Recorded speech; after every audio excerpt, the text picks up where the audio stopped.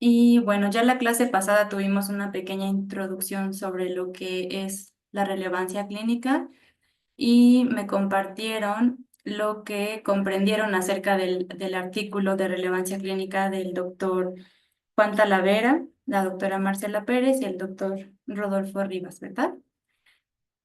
Entonces voy a compartir pantalla. Vamos a hacer una pequeña introducción y abordar algunos ejemplos.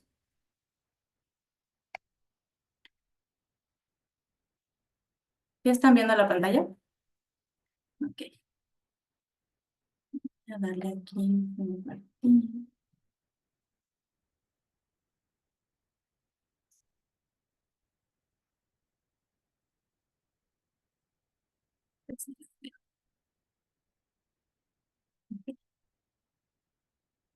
Entonces, ya habíamos visto que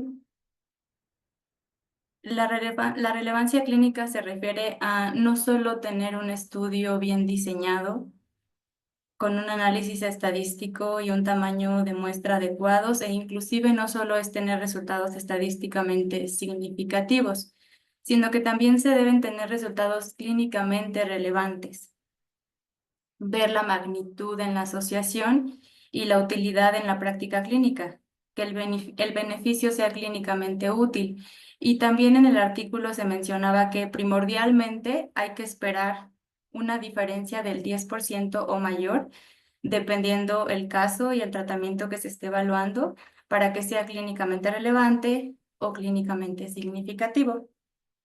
Y ahí les mencionaban sobre las medidas de frecuencia que nos permiten evaluar la frecuencia de los eventos en salud.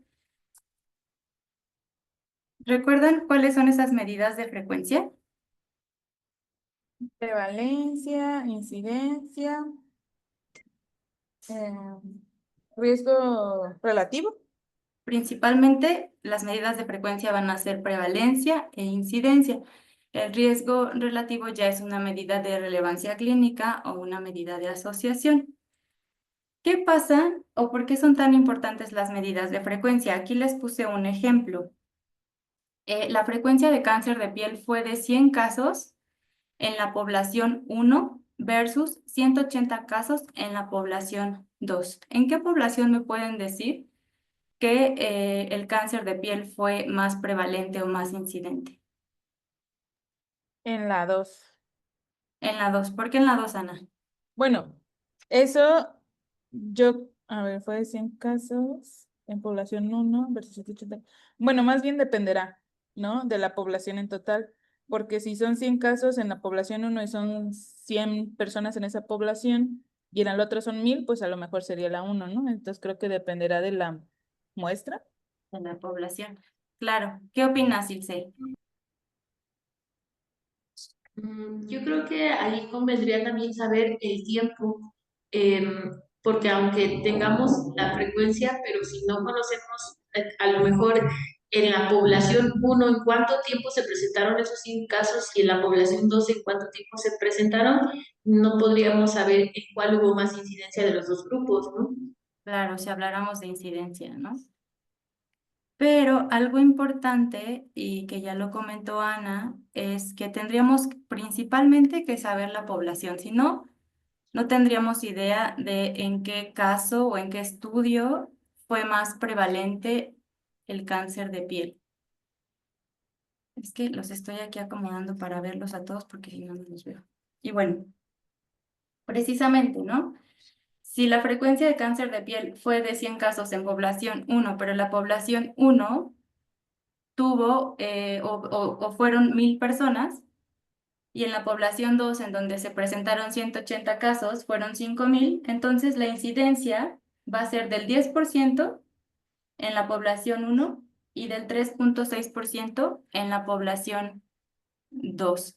Si se dan cuenta, tendríamos que tener como tal el total de la población para poder conocer la prevalencia o la incidencia, dependiendo el diseño del estudio del que estemos hablando. ¿Para qué diseños utilizamos prevalencia?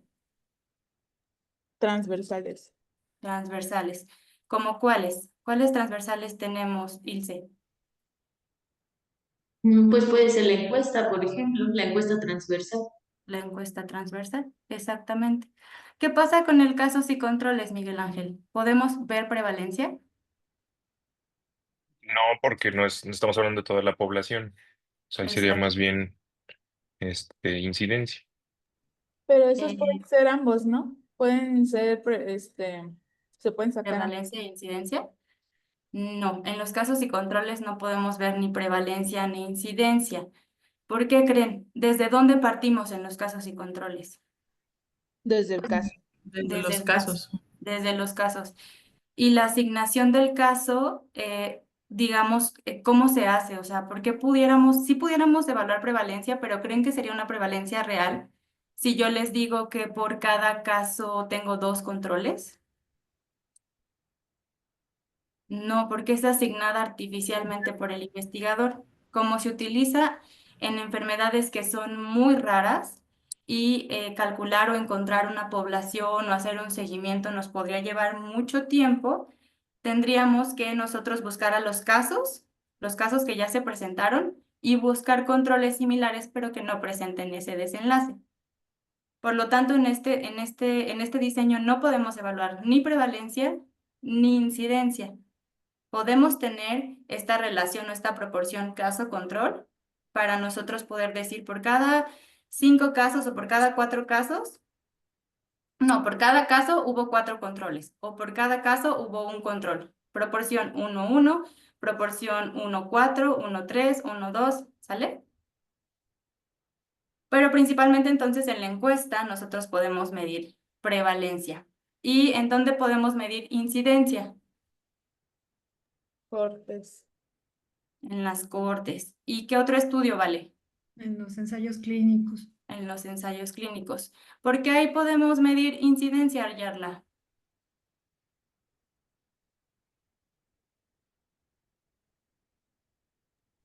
Porque nos va a reflejar cuántos casos hay de una población total. Tantos casos que, ¿Positivos? O sea, positivos. casos. Ujú. Pero si le puedes ayudar a Yarla, Cintia, porque aquí podemos medir incidencia en los Porque ese es un ensayos. seguimiento a lo largo de pues más tiempo, ¿no? O sea, básicamente Ajá. puedes decir incidencia en 1 año, en 2 años. Claro, pero en el estado basal, Fer González, en el estado basal nosotros partimos, o sea, ¿por qué pudiéramos medir incidencia? ¿Qué característica tendrían que tener los participantes en estos casos para poder medir incidencia? Yo. Que tal No vez tengan, responde Fer, le ayuda. Ajá.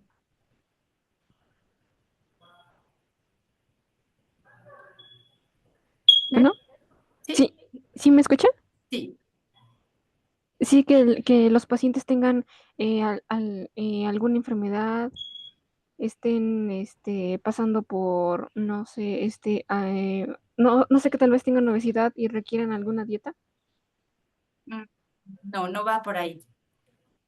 Ana, Que todavía no han tenido el desenlace. O sea, va de la causa al efecto. Hay ajá, diferentes exactamente. problemas y controles.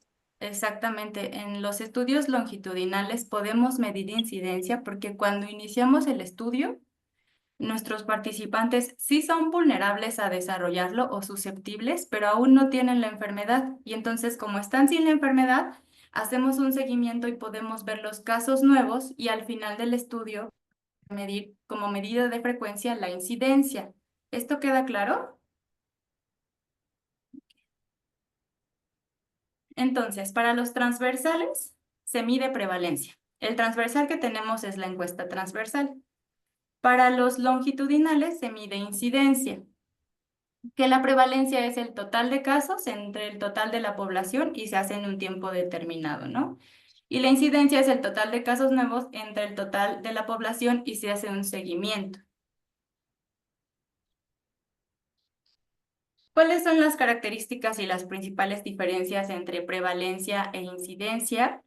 En la prevalencia medimos los casos existentes. Pueden ser nuevos o pueden ser antiguos. Y en la incidencia solo medimos los casos nuevos. ¿Cuándo se mide la prevalencia? En un momento o en un periodo. Y la incidencia también, pero esto es durante un periodo. Se hace un seguimiento, eso es muy importante. ¿Para qué sirve la prevalencia? Nos permite describir la carga de la enfermedad y la incidencia nos permite evaluar el riesgo de desarrollar esa enfermedad. Esta última característica es muy importante porque, por ejemplo, la prevalencia aumenta si los pacientes viven más tiempo con la enfermedad, ¿no? Porque nosotros tomamos esa medición en un tiempo determinado y vamos a tener casos prevalentes, ¿no? Casos que a lo mejor ya llevan mucho tiempo con la enfermedad o la enfermedad no es tan grave y nos permite observar esta prevalencia en un tiempo determinado y puede ser, por ejemplo, del 30%. Pero tenemos casos que a lo mejor ya llevan mucho tiempo con la enfermedad. Y la incidencia no va a depender de la duración como tal de la enfermedad, ¿sale? Porque aquí solo estamos viendo los casos nuevos, los que se van presentando durante este seguimiento que se hace. Ahora, las medidas de asociación. Josué, ¿cuáles medidas de asociación utilizamos en estudios transversales?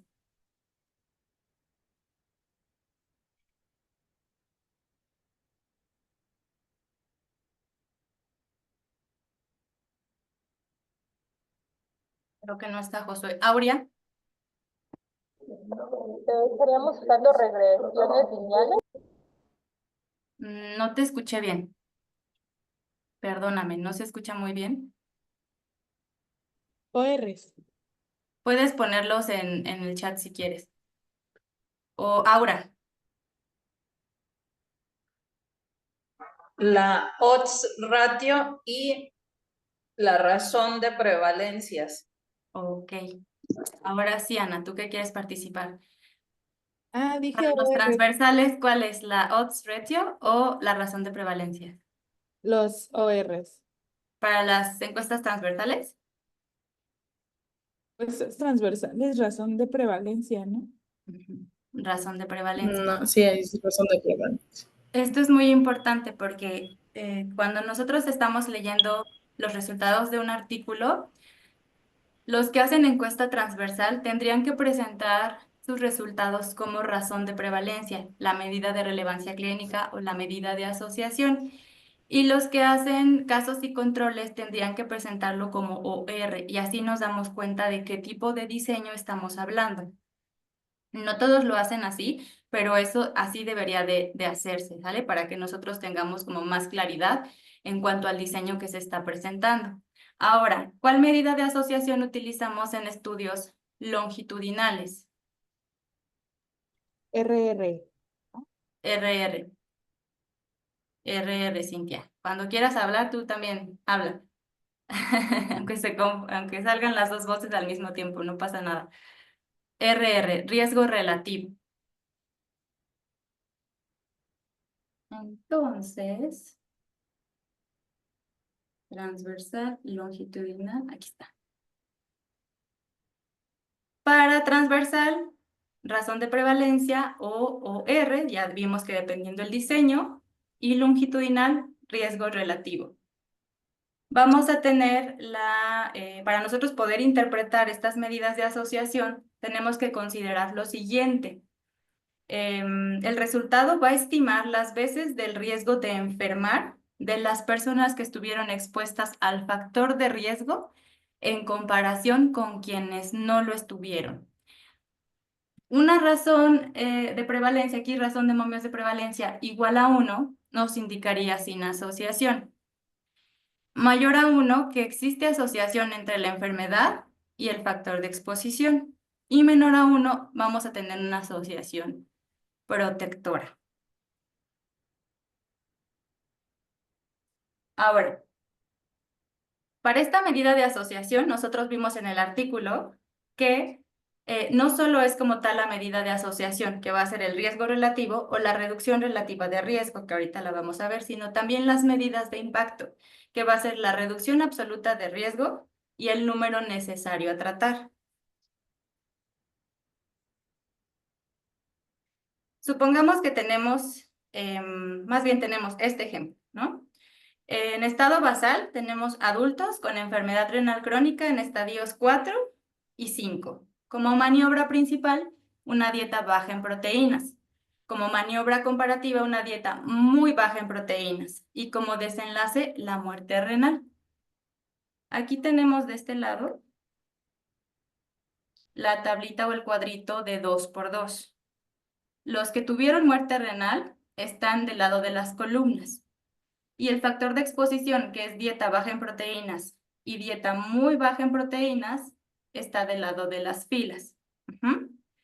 Nosotros, ¿cómo calculamos el riesgo relativo? ¿Cuál es la fórmula del riesgo relativo? Ya me la habían dicho en la clase pasada. Ahora, ¿cuál es la fórmula del riesgo relativo?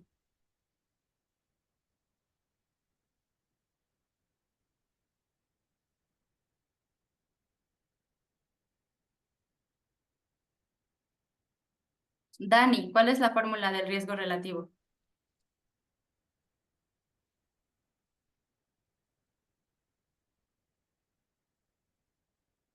Vale, la fórmula del riesgo relativo. La incidencia de los expuestos sobre la incidencia de los no expuestos. Exactamente. Es la incidencia de los expuestos entre la incidencia de los no expuestos. Y es muy fácil.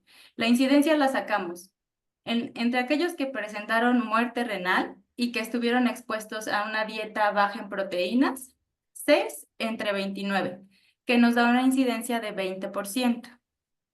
Después, en los no expuestos o en los que están en la maniobra comparativa, va a ser 6, que fueron los que presentaron muerte renal, entre 28. Recordemos que la incidencia son los casos nuevos entre el total de la población. Podemos tener la incidencia global, que sería 12 entre el total de la población. Y aquí creo que no lo tengo, pero es entre el total de todos los que participaron en la investigación. 12 fueron los que presentaron muerte renal.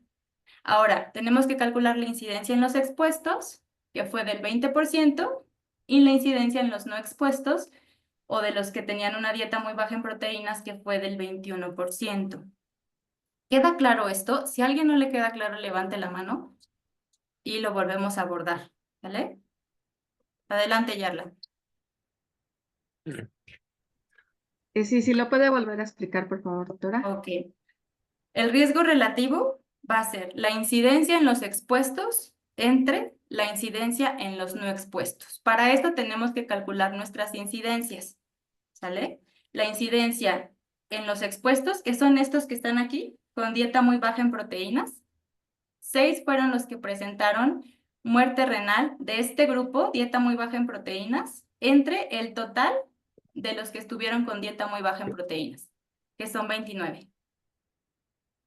6 entre 29 nos da 20, que es el 20% de incidencia.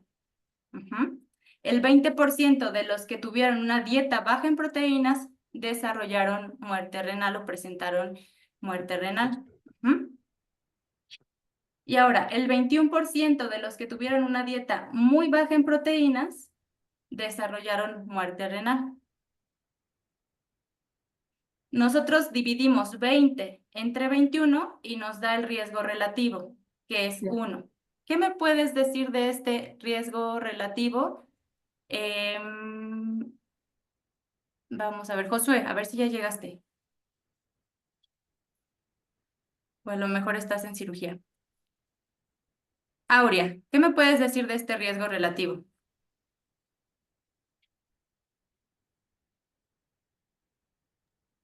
¿Me puede repetir, doctora, por favor? Sí. ¿Qué me puedes decir de este resultado del riesgo relativo? ¿Es estadísticamente significativo? ¿No es estadísticamente significativo? No. ¿Es de riesgo? Que no hay asociación, ¿no?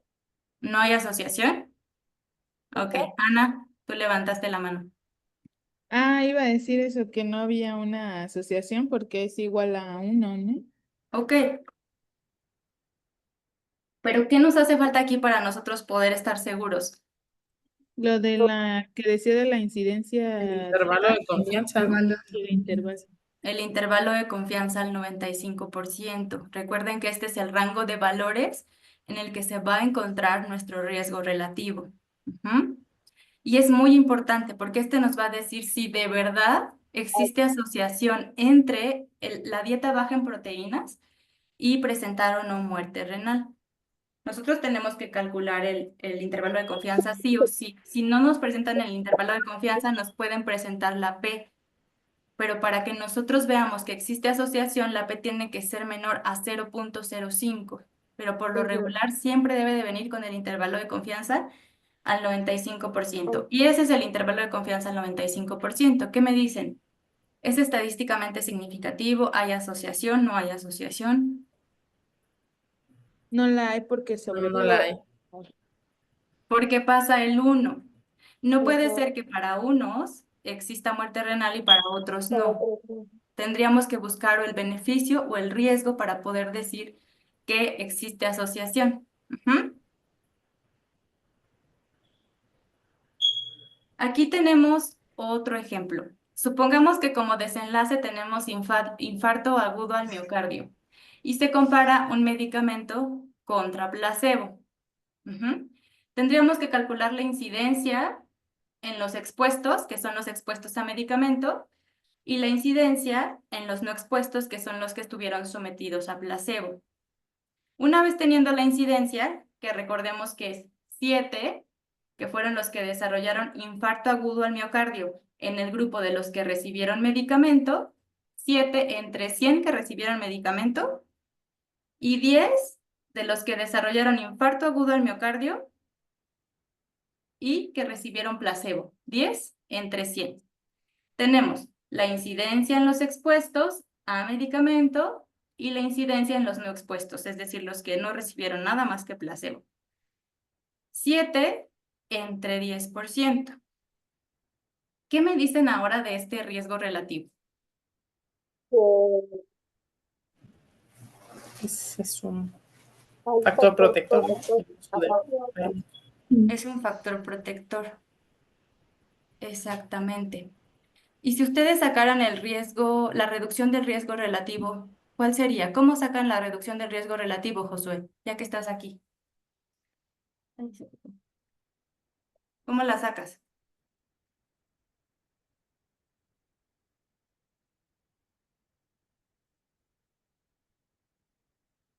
Es la incidencia de los observados menos la incidencia de los expuestos, ¿no?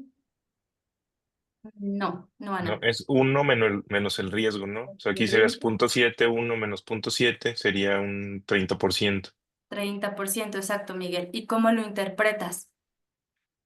Que el medicamento te disminuye en 30% el riesgo de tener el desenlace que sería un infarto agudo. Exactamente. ¿Por qué estamos hablando de que una reducción es del 30%? Aquí estamos viendo este esquemita que a mí me encanta porque me ayuda mucho a entenderlo. El riesgo que tenemos todos de desarrollar un infarto agudo al miocardio porque tenemos corazón es 1, ¿no? O sea, ese 1 sería como la prevalencia de la enfermedad o la incidencia de la enfermedad como tal, la que tenemos todos. Pero si nosotros tomamos este medicamento, que supongamos que es aspirina, por ejemplo, tomamos este medicamento, esta reducción en lugar de ser, perdón, este riesgo en lugar de ser 1, baja un 30%. Baja a 0.7 este riesgo. Aquí está nuestro riesgo relativo, 0.7. Baja a 0.7. Entonces, la reducción del riesgo relativo no es otra cosa más que una interpretación del riesgo relativo cuando este es menor a 1. Restamos 1 menos el riesgo relativo, que es 1 menos 0.7, nos sale 0.3 por 100 para pasarlo a porcentaje y nos sale el 30%, y fue lo que dijo Miguel. ¿Esto queda claro para todos? Yo solo Ana. tengo una duda. ¿Cuál es la utilidad de esa? Esta simplemente nos permite observar en cuánto se reduce el riesgo, porque 0.7 solo diríamos es de protección. O sea, ¿en Pero cuánto si se nosotros, es- ¿cómo? no entiendo. ¿En cuánto se reduce el riesgo de presentar esto si le doy el medicamento o algo? Ujú. Ah, ok. En un 30%, exactamente. Ajá. Pero estos son riesgos relativos. ¿Qué leyeron sobre los riesgos absolutos?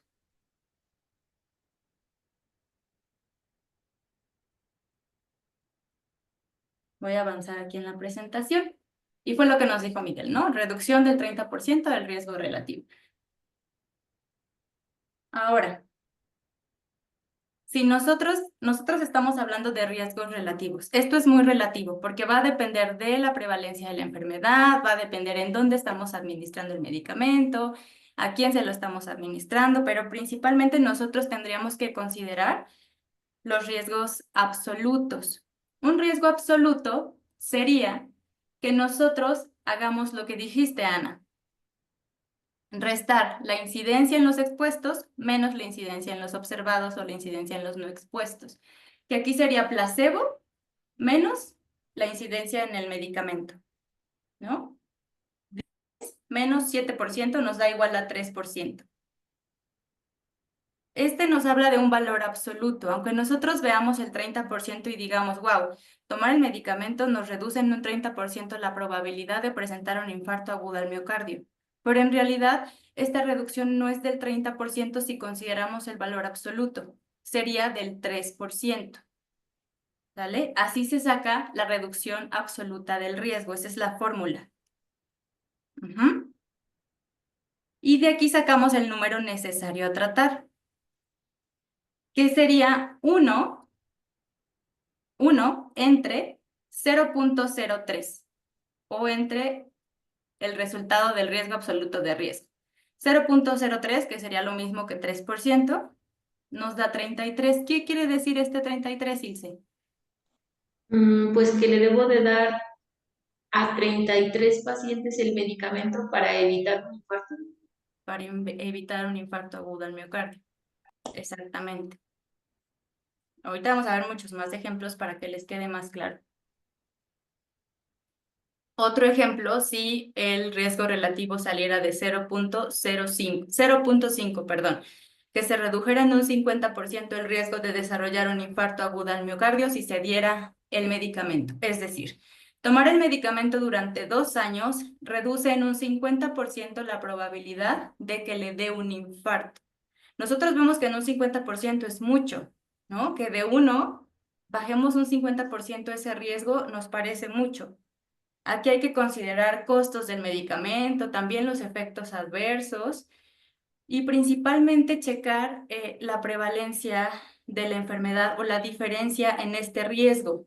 Porque, por ejemplo, no es lo mismo que tengamos una incidencia de 1 en los que toman el medicamento y una incidencia de 2 en los que no toman el medicamento, en los que toman placebo.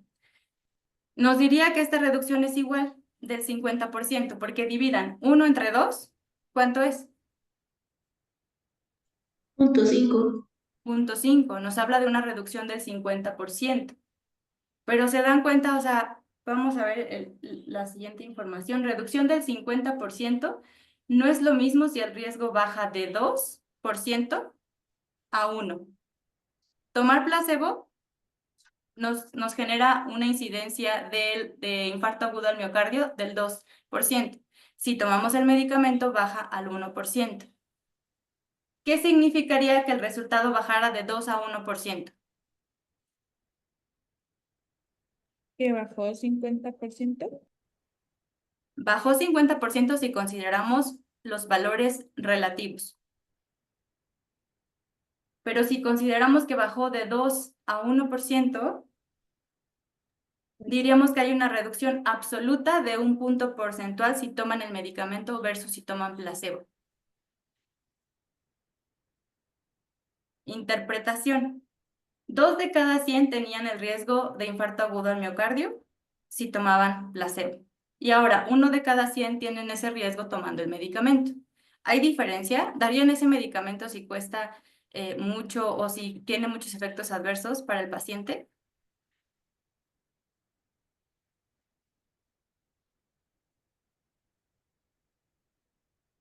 Es importante que entonces consideremos que el riesgo relativo suena más impresionante, pero el absoluto es más útil para saber si realmente vale la pena intervenir o utilizar ese tratamiento o ese medicamento.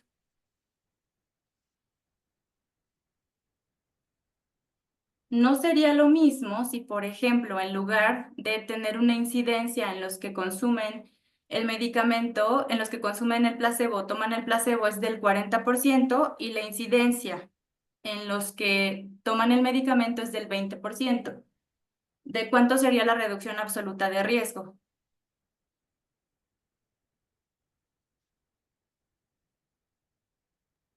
Del 20%. Del 20%. Y entonces se van a necesitar tratar a 5 personas durante 2 años para que una no sufra un infarto agudo al miocardio. Pero en realidad el riesgo relativo es el mismo. 40 entre 20, ¿cuánto es? 2. Es 2, igual a ¿De cuánto le sale? 2. 20 entre 40, perdón, Ana. punto 5. Punto 5, ¿se dan cuenta? Si nosotros lo interpretamos considerando el riesgo relativo, ¿qué dirían? Hagan la interpretación igual a como la hizo Miguel y a como después la interpretó Ana. ¿Quién la quiere hacer aparte de Ana y de Miguel?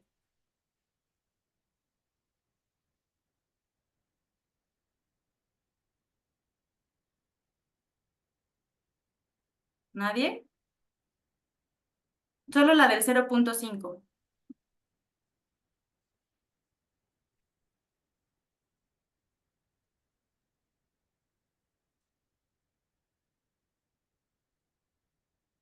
¿Qué diríamos si tenemos un riesgo relativo de 0.5? Considerando la reducción del riesgo relativo.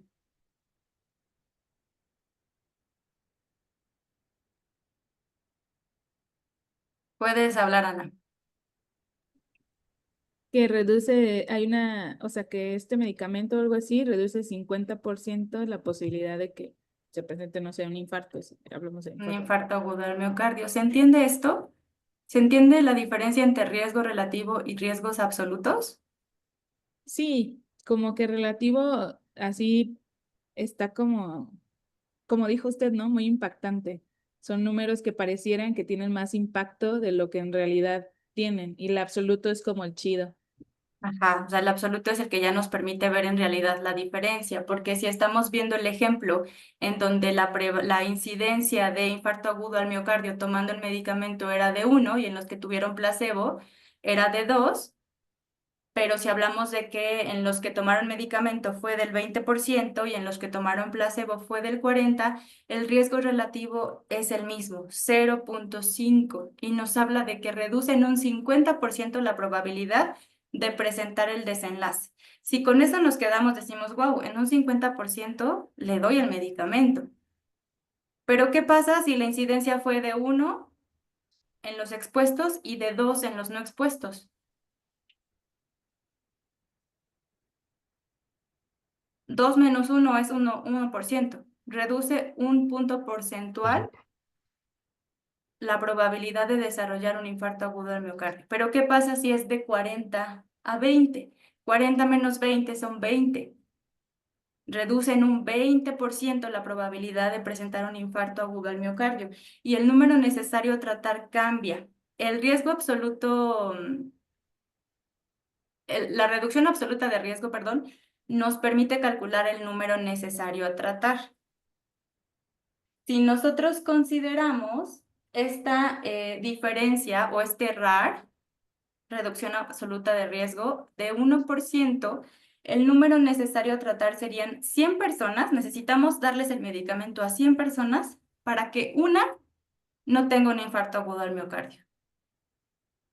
Número necesario a tratar es como está aquí, 1 entre 0.01, que es ese 1% de diferencia entre el 2 menos el 1% en incidencia.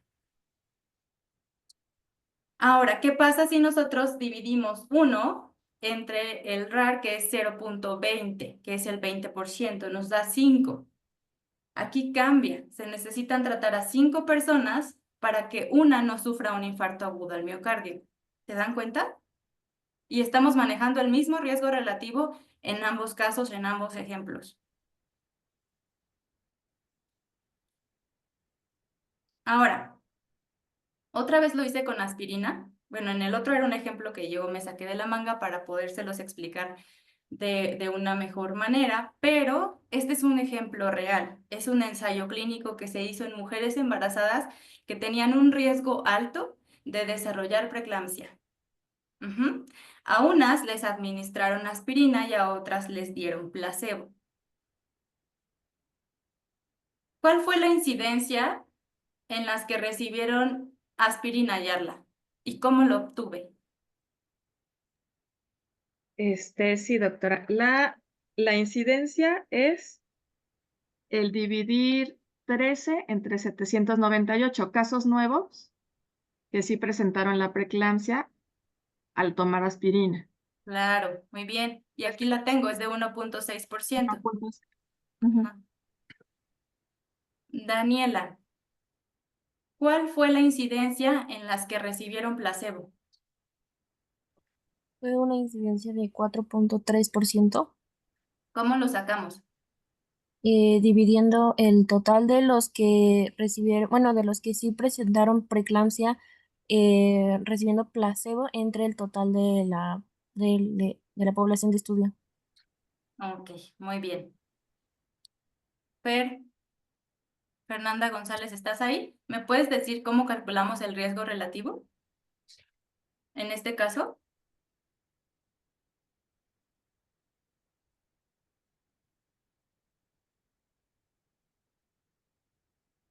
Cintia MR, ¿quieres participar? ¿Llegaste a tiempo? No, doctora, de hecho este tema sí es muy nuevo para mí. Sí, claro, nuevísimo.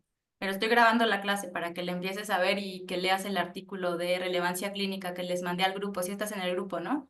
Sí, sí estoy en el grupo, gracias, doctora. Sí. El riesgo relativo, Cintia, adelante. Pues dividimos la incidencia de la maniobra, que fue 1.6, entre 4.3 y nos sale 0.38. 0.3, no sale 0.38. Todos descargaron OpenEpi o EpiInfo, Yo porque no, así sacó el intervalo de confianza. El intervalo de confianza, recordemos que, ¿se acuerdan de la fórmula del intervalo de confianza?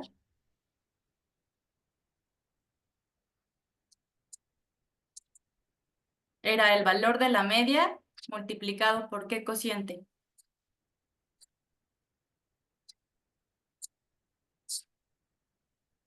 Era el valor de la media multiplicado por el error estandarizado. No, el valor de la media, es decir, puede ser el valor medio del riesgo relativo, que es este 0.38, más menos la multiplicación del error estandarizado por el azar, que es 1.96 por zeta de alfa. Esto es muy complicado de calcular para riesgo relativo y para OR y no vamos a perder el tiempo aprendiendo a calcularlo porque ya tienen como las bases de lo que significa el intervalo de confianza al 95%.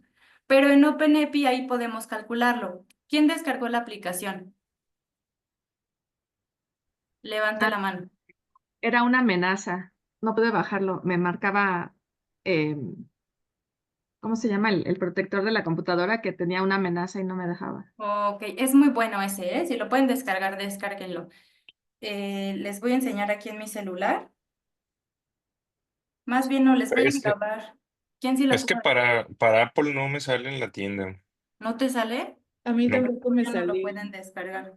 Se los voy a enseñar pronto, pero bueno, también lo podemos usar en la computadora. Para no perder más tiempo, ahí nos permite saber el intervalo de confianza al 95%, que es muy importante. ¿Qué me pueden decir de este riesgo relativo? ¿Es de protección o es de riesgo? Es de protección, Es de factor protector. Es de protección. ¿Y el intervalo de confianza es estadísticamente significativo? Porque es menor a 1. Sí, ¿Sí? sí, porque Sí, no pasa la sería, unidad. Ajá, exactamente, porque es no de pasa la unidad. estadísticamente significativo.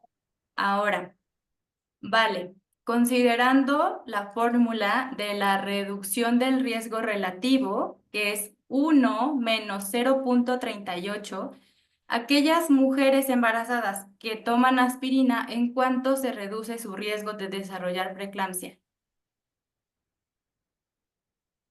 En 0.6%. Lo multiplicas por 100, Sería En 62%. el 62%. 62%, es decir, nosotros tenemos el riesgo de 1 Bueno, las mujeres embarazadas tienen el riesgo de 1 de desarrollar preeclampsia, pero si les damos aspirina, este riesgo se reduce en un 62%. Ujú. Eso es lo que salió de este estudio.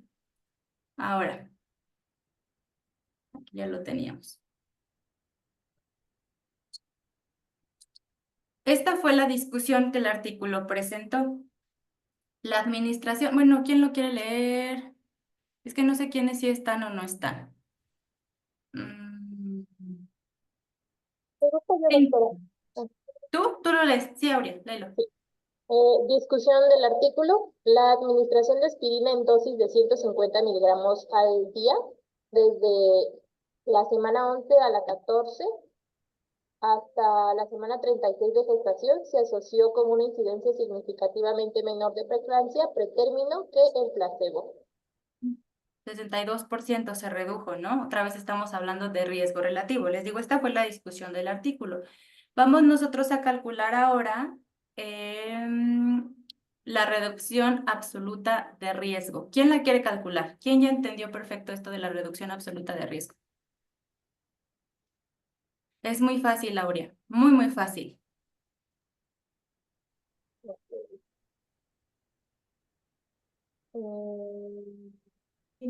Pero ahí da un número negativo, ¿no? Ah, No importa, vamos a hacerlo con placebo, siempre con el número, la incidencia en mayor porcentaje. Por ejemplo, 4.3 menos 1.6. La reducción absoluta de riesgo, es 2.7. 2.7. ¿cuánto? 2.7. 2.7. Se calcula así, 4.3% menos 1.6%. ¿Qué quiere decir esto? Que es la diferencia que hubo entre las incidencias en expuestos y no expuestos. Ajá, entonces por eso es 4.3 menos 1.6, que nos da, creo que lo repetí aquí. Ajá. 2.7. Incidencia en placebo menos incidencia en tratamiento, que nos da 2.7%. Exactamente. 2.7%. ¿Qué quiere decir esto? Que el uso de aspirina reduce 2.7 veces el riesgo de preeclampsia. No que sea 2.7 veces, pero se reduce en un 2.7%. 2.7%. Ah, ok. ¿Y cómo calculamos el número necesario a tratar? Es 1 entre, aquí me equivoqué, es riesgo absoluto, reducción del riesgo absoluto. Aquí es raro, así como está aquí arriba. 1 entre este valor, ¿cuánto le sale? 1 entre 2.7. Ajá, 37. Ajá. ok, 37. ¿Qué 0.37. quiere decir este 37? ¿Que reducen un 37%? No, este es el número necesario a Ok, tratar. ok. 37 mujeres para que una, con aspirina, para que una no tenga preeclampsia. Ajá. ¿Queda claro esto? Aquí yo creo que les cambié de color para que ustedes me lo explicaran. Pero miren. Administrar aspirina a mujeres embarazadas con alto riesgo de preeclampsia reduce el riesgo absoluto de desarrollar preeclampsia en un 2.7% comparado con el grupo que recibió placebo. Arriba en el riesgo relativo veíamos que se reducía en un 60%. ¿Sale? Pero aquí estamos viendo que solo hay una diferencia del 2.7% entre las que toman placebo y las que les dan aspirina. Y que para que nosotros podamos ver un beneficio dándoles aspirina necesitamos tratar a 33 mujeres para que una resulte beneficiada. Esto ya depende del criterio de cada médico. Digo, más vale la pena darles aspirina que dejarla sin tratamiento, ¿no? Pero la reducción absoluta es del 2.7%, ¿se dan cuenta?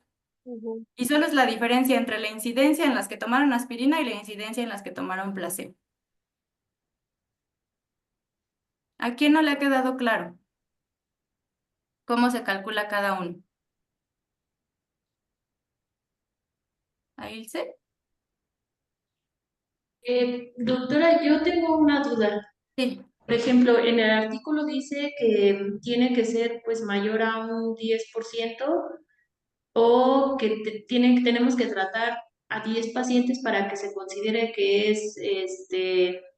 es relevante Ujú. en cuanto a lo de la significancia clínica. Pero, por ejemplo, este tratamiento de la aspirina incluso está en la guía de práctica clínica. Ya no está la compañera que está que es ginecóloga, pero o sea, sí lo recomiendan como un tratamiento en pacientes de alto riesgo de preeclampsia, pero entonces con esos resultados, pues prácticamente no sería un tratamiento que podría ofertarse, digamos, de manera tan generalizada como a lo mejor se hace, ¿no? Porque pues son 37 pacientes que tendríamos que tratar y 2.7, pues no estamos, digamos, ni a la mitad de lo que el artículo nos dice que podríamos catalogar como relevante, ¿verdad? Ajá, del 10%, exactamente. Isa. Este fue solo un ensayo clínico. Tendríamos que evaluar un metaanálisis para poder saber si los resultados de las medidas de impacto de los riesgos absolutos son reales. El problema o lo que queremos dejarles aquí con la clase de relevancia clínica es esta parte, ¿no? Que si nosotros nos quedamos solo con los riesgos relativos, podemos decir que el tratamiento funciona, ¿no? Y que reduce este riesgo en un 62%, pero si hablamos sobre los riesgos absolutos, ya estamos viendo que esta diferencia no es tan grande y que como lo comentas, ni siquiera llegamos a ese 10% de diferencia y no estamos tratando a 10 para que una salga beneficiada, sino estamos tratando, tendríamos que tratar a 37 para que una salga beneficiada. Pero te digo, esto es solo un ejemplo de un ensayo clínico. Tendríamos que ver los resultados de un metaanálisis para nosotros poder decir si es clínicamente relevante y si vale la pena administrarlo. Y otro aspecto importante, los efectos secundarios. Ujú. ¿Qué pasa si a lo mejor los efectos secundarios se llaman número necesario a dañar y se calculan de la misma forma? ¿Alguien conoce cuál es un efecto secundario de la aspirina? Había escuchado hemorragias, pero ¿hemorragias? Daño renal también. Ajá. Por ejemplo, hemorragia. ¿Qué pasa si nosotros tenemos un número necesario a dañar, que les digo, se calcula igual que el número necesario a tratar, pero considerando como el factor de riesgo la presencia de hemorragia, por ejemplo, ¿no? ¿Qué pasa si tenemos un número necesario a dañar de 10?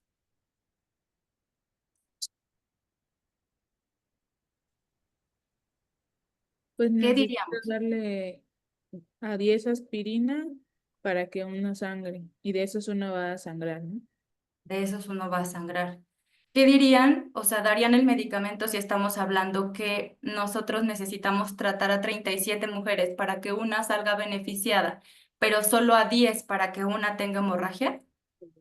No, porque de los 37, 4 tal vez me van a sangrar. Exactamente, o sea, el número necesario a dañar es más impactante en este caso que el número necesario a tratar para que una salga beneficiada.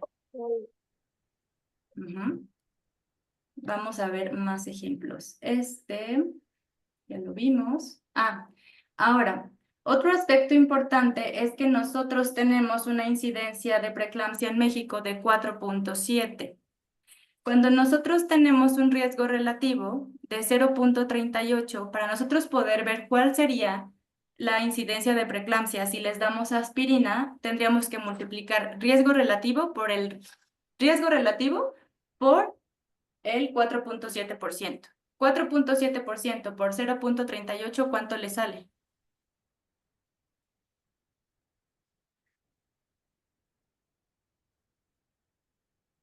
¿Riesgo relativo por qué era? 0.38 por 4.7, que es la incidencia. A mí me salió 1.7. 1.786. ¿Cuánto? 1.7. 1.7. Quiere decir que nosotros, si administramos aspirina en mujeres embarazadas, podemos reducir esa incidencia del 4.7 al 1.7%, pero es de manera poblacional. Ujú. Pero primero quiero que se queden con estos. Ahora, estos son cálculos para ustedes y tal vez solo nos dé tiempo de hacer este cálculo. Ahora, en este caso es administrar aspirina de manera inmediata en caso de un ataque cardíaco grave. Nos dan esta información es real, nos la dan. Hubo un aumento de la mortalidad en el primer mes entre los asignados a placebo frente a los asignados a aspirina. ¿Cuál es la incidencia de desarrollar el desenlace en los que tomaron aspirina?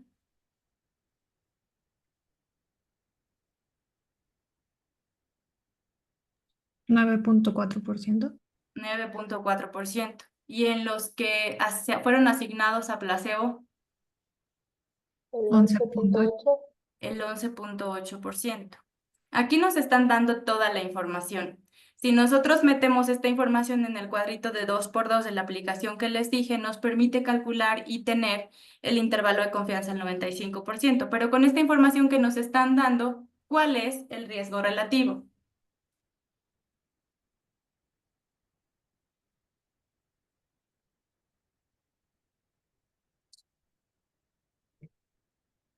Ahí me sale 1.27.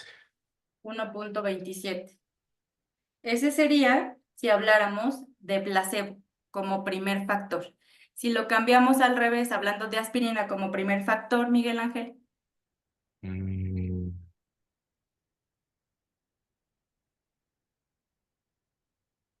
Sale 0.79. 0.79. ¿Cómo calculaste el riesgo relativo, Miguel Ángel?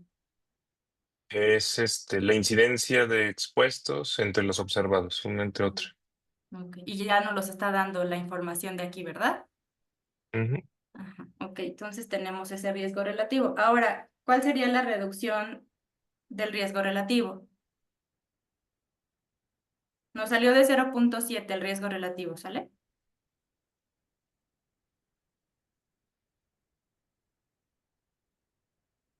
De 2.48. Sería 1 menos 0.7. Como lo calculaste hace rato. Punto 3. 0.3. 0.3 sería Ok. que Sí, el relativo. Sí. el relativo, exactamente. Vamos a reducir en aquellos que se les dio aspirina en un 30% la probabilidad de que presenten o de que se mueran, perdón, de mortalidad. Ujú.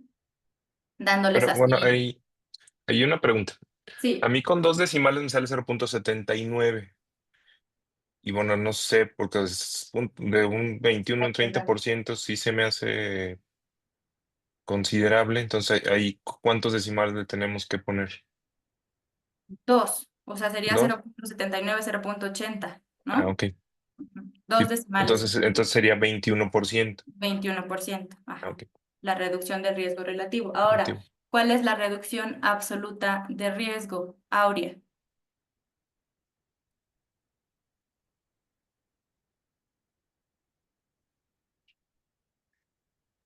En ese caso sería la reducción absoluta de riesgo, sería el 11.8 menos el 9.4. Exactamente, 2.4. 11.8 menos el 2.4%. 9.4, 2.4. Y el número necesario a tratar, El número necesario a tratar es la incidencia de los expuestos. no. Ya me sacaste el riesgo, la reducción absoluta de riesgo, ¿está bien? Alguien que pueda calcular el número necesario a tratar considerando esa reducción absoluta de riesgo.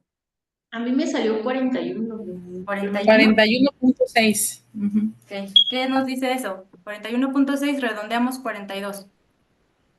Que necesitamos 42 personas Ujú. para Necesitamos que, darles aspirina a 42 personas para para prevenir que, la muerte. ok. Ahora, honestamente, ¿a quién le quedan dudas todavía de lo que son los riesgos relativos y lo que son los riesgos absolutos? Medidas de asociación y medidas de impacto. Yo tengo una pregunta. Sí, Aquí, por ejemplo, en este cálculo, o sea, el riesgo relativo es y los expuestos entre los observados. Ajá. Entonces, como lo hicimos, a mí me salía más de 1. Pero mi pregunta es ¿por qué lo volteamos? Porque nosotras para calcular todos estos valores que son la reducción absoluta del riesgo y el número necesario a tratar, lo estamos haciendo considerando o yéndonos hacia la aspirina. Ujú. Entonces, primero Ajá. va la incidencia de la aspirina y luego la de placebo. Pero si Sí, tú por eso. estás considerando placebo, por ejemplo, Miguel Ángel, si consideras primero placebo, tú estás Ajá. evaluando placebo y aspirina como maniobra comparativa y te sale de 1.2. ¿Qué dirías con ese punto 2? Te sale de riesgo, porque tú estás considerando placebo. Sí, exacto. ¿Qué dirías de ese O 1.2? sea, que pones un factor, que es un factor, De bueno, riesgo. pues incluso son de riesgo. O Es sí, de sí, riesgo no darles nada, darles placebo. ok, Ajá, porque tú estás poniendo primero placebo y luego aspirina. ok.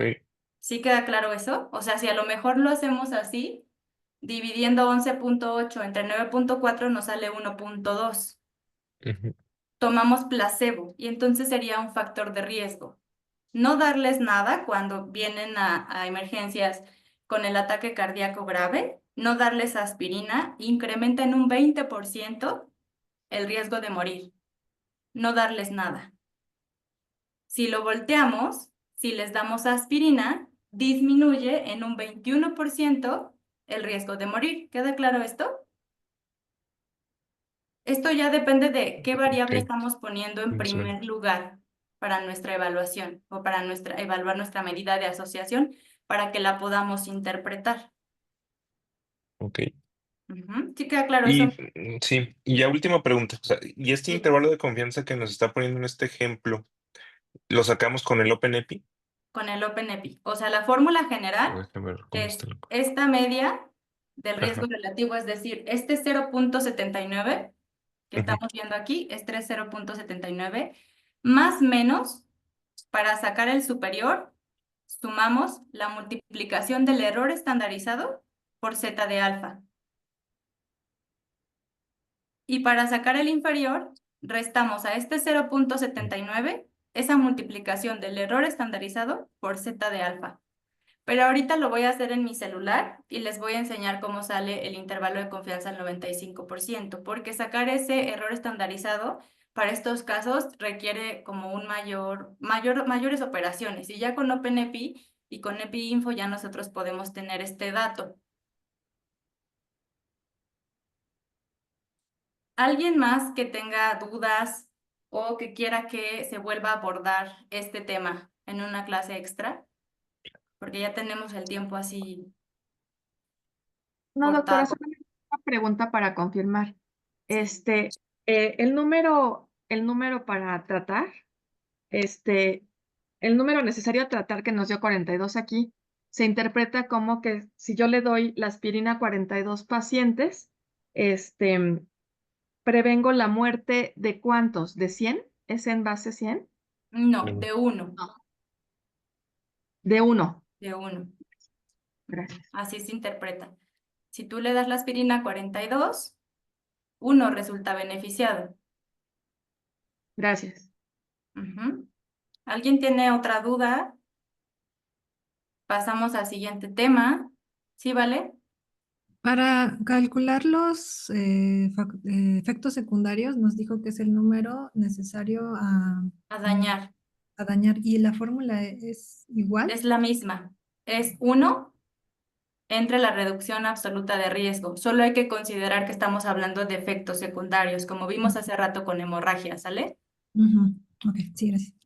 Ujú. Bueno, entonces cerramos el tema de relevancia clínica. Solo me falta hablarles un poquito con lo que sería el OR o la razón de prevalencia, pero la siguiente clase vamos a ver cálculo de tamaño de muestra. Hay que leer el artículo que viene en el compendio que les mandé y elegir la fórmula que para su proyecto es mejor y por qué. ¿Sale? Igual ahí sí necesito que tengan en cuenta, que tengan en sus computadoras abierto OpenEpi para hacer los cálculos, ¿sale? Y que me pongan algunos ejemplos. Ya no vimos algunos de sus artículos. ¿Alguien tiene un artículo con un resultado dicotómico para poder calcular el riesgo relativo y el número necesario a tratar? Yo, Miguel Ángel lo tiene. Ana, también. Ilse, ¿alguien más lo tiene? Vale, todos los que tengan me mandan su artículo y en un Word su cuadrito de 2x2 para que lo analicemos la siguiente clase. ok. ¿Sale? Bueno, que estén muy bien, ya nos pasamos de tiempo. Voy a dejar de compartir y voy a dejar de grabar.